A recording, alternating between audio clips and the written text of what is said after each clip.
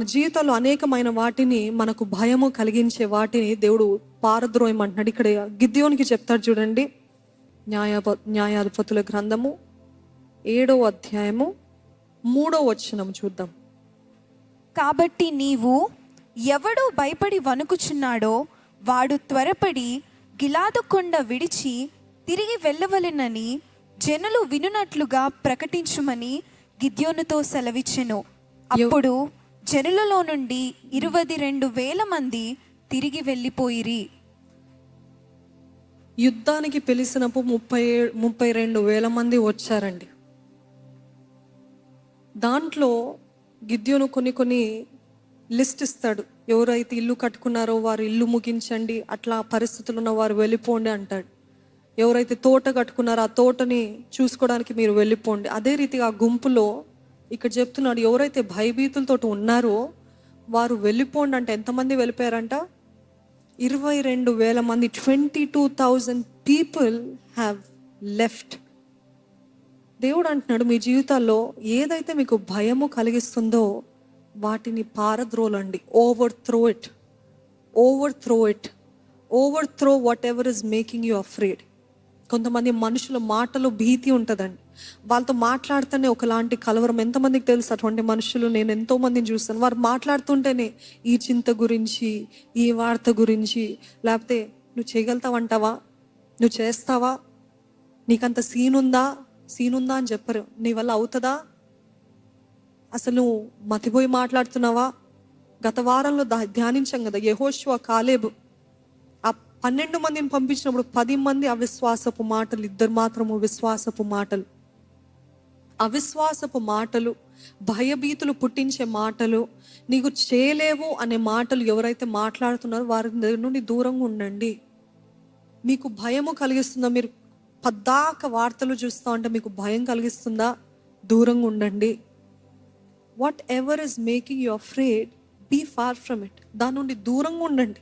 ఎందుకంటే ఆ భయముతోటి మీరు వెళ్తున్నారు అనుకోండి, ఆ భయము, ఆ మనుషులు, ఆ మాటలతోటి వెళ్తున్నారు అనుకోండి, ఇదంతా, ఈ వాక్యం అంతా కూడా మన హృదయంలో చెల్లదు, పని చేయదు. ఎందుకంటే ఆ మాటలే ఓవర్ పవర్ చేస్తుంది. విన్నప్పుడు, ఇక్కడంతా విన్నప్పుడు ఒకలా పంపు కొట్టినట్టు అంత శక్తి, అంత విశ్వాసం, అంత ధైర్యము మనము పొందుకుంటాము.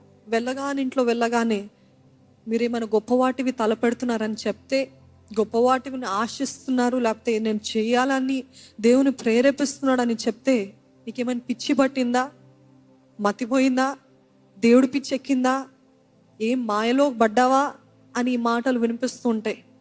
అప్పుడు మీరు పోట్లాడండి, అంతే కదా, ఎదిరించండి, మౌనంగా ఉండండి.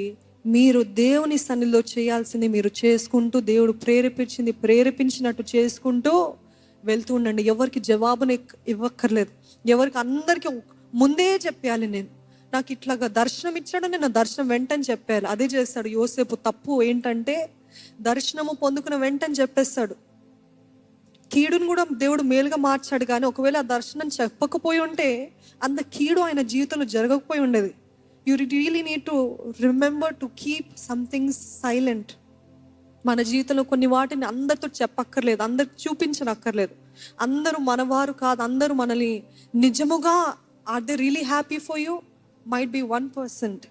కానీ మిగతా వారు అందరూ కులుకునేవారే, అసూయపడేవారే, ద్వేషించేవారే, కంపీట్ చేసేవారు. మీరు ఇది చేద్దాము అని మీరు తలపెట్టే లోపల వాళ్ళు చేసేస్తారు. ఎందుకంటే ఇందాక చెప్ప కదా, సౌలు ఆత్మ, నాకంటే ముందుకు వెళ్ళొద్దు, నాకు అప్పచెప్పింది దానికంటే వీళ్ళు ముందుకు వెళ్ళొద్దు, వీళ్ళు సాధించొద్దు అని ఈ ఆత్మ చాలా. అందుకనే మరియతోటి దేవుడు అన్నాడు, దేవుడు చెప్పిన మాటలన్నీ కూడా మరియ తన హృదయంలో దాచుకుందని ఆయన వాక్యం తెలియజేస్తుంది. She did not reveal. ఎవరికి చెప్పలేదు, యోసేపుతోటి కూడా చెప్పలేదు. యోసేపుకి దేవుడు చెప్పాడు. అన్నీ కూడా తన హృదయంలో దాచుకుందంట. తగిన సమయంలో దేవుడే చెప్పమంటాడు, అప్పుడు చెప్పండి. అన్నీ నెరవేర్చబడిన తర్వాత చెప్పండి. కానీ ముందుగానే చెప్పి దేవుని ఉద్దేశాలు, ఎందుకంటే 2 వ్యక్తులు వింటున్నారని ఎప్పుడు చెప్తాము? ఒకటి దేవుడు, ఇంకోటి అపవాది వింటున్నాడు. ఎట్లాగా ప్లాన్స్ ఫెయిల్ చేద్దాం అనేది చూస్తూ ఉంటాడు. కాబట్టి know when to be silent, know when to reveal, know when not to reveal. ఇక్కడ చూస్తున్నట్లయితే గిద్యోని పిలిచినప్పుడు ఆయన భయముతోటి ఉన్నాడు. ఆయన మాత్రమే కాదు భయముతోటి ఉన్నది. మరి ఏంటండి, గిద్యోను భయం ఉన్నప్పుడు దేవుడు ఏమనలేదు, పరాక్రమము గల బలాఢ్యుడు అని పిలిచాడు. కానీ మిగతా వారు భయముతోటి ఉంటే వారిని పారద్రోలమన్నాడు, వారిని ఇంటికి వెళ్ళిపోమన్నాడు. ఏంటి దేవుడు పక్షపాతియా అని అనుకుంటూ ఉంటాం.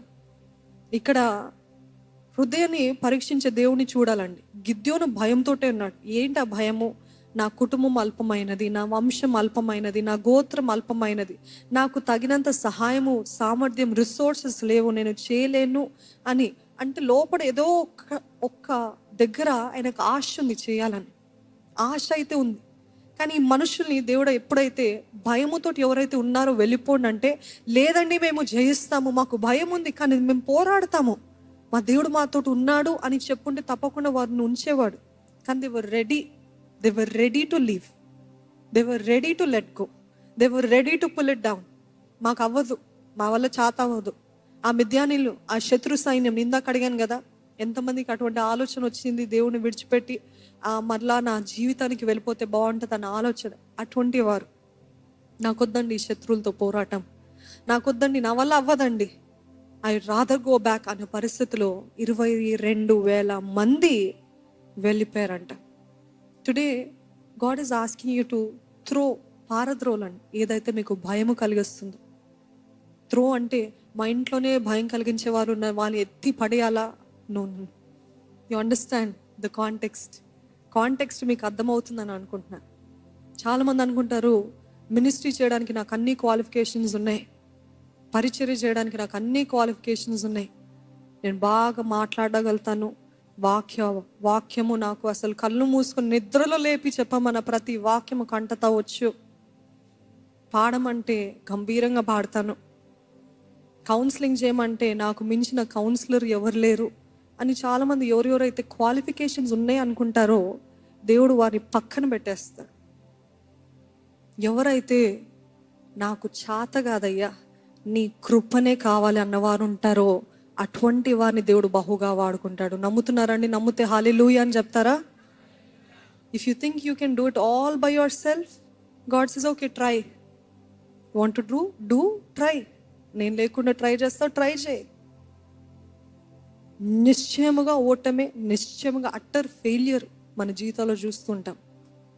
కానీ ఎవరైతే నాకు చేత కాదయ్యా, నేను బలహీనున్నయ్యా, ఇటువంటి పనికిరాని వ్యక్తిని కూడా నన్ను వాడుకోగలిగితే నన్ను వాడుకో ప్రభువా అని ఆ హృదయముతోటి వస్తారో అటువంటి వారిని వాడుకొని బలవంతుని సిగ్గుపరచడానికి బలహీనుని ఎత్తి వాడుకొని ఆయన నామానికి మహిమ తెచ్చుకుంటాడండి.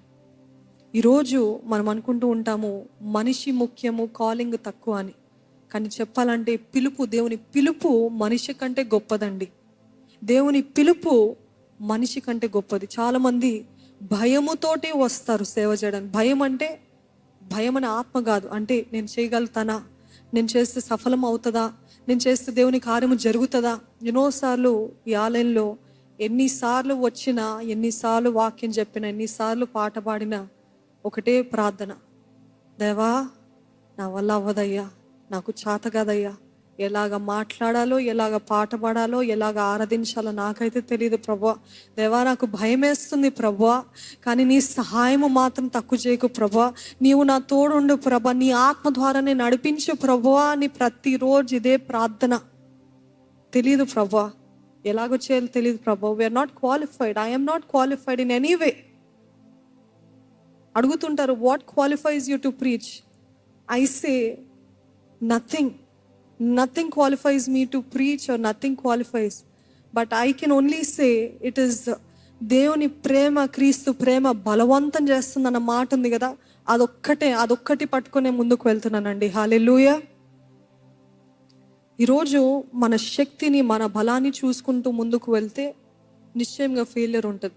అందుకని చాలామంది ఎగిరి పడుతూ ఉంటారు. సేవ, పరిచర్య మేము చేయగలుగుతాం. అది వారు కొద్ది కాలమే అలాగ ఉంటారు, కొంతకాలమే అట్లా ఎగిరి పడతారు, అలాగ ఒక ఊపుతారు. మరలా వారి గురించి చూద్దాం అంటే కనపడరు. ఎందుకు అనంటే ఎగిరి పడుతుంటారు. We can do, we are called, we are this, we are professionals. No, nobody is a professional in God's presence.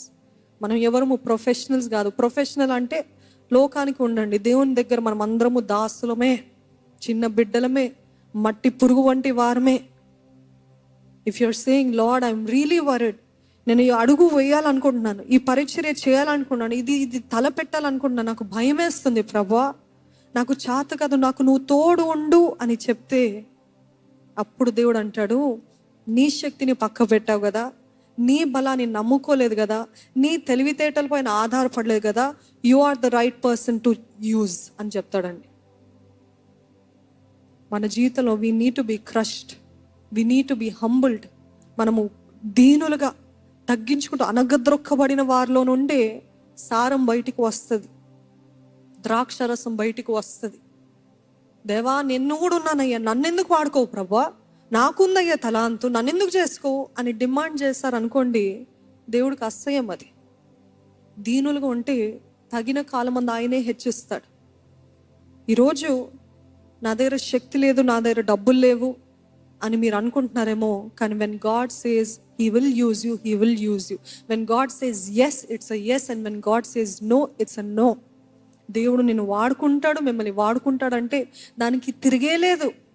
ఆయన ఎస్ అంటే ఎస్, కానీ దానికి ఒక్కటి మాత్రం కండిషన్, మీ విధేయత, మీ తగ్గింపు. మీరు దీనముగా ఆయన చెప్పింది చెప్పినట్టు చేస్తే తప్పకుండా ఆయన వాడుకుంటాడు, బలముగా వాడుకుంటాడు.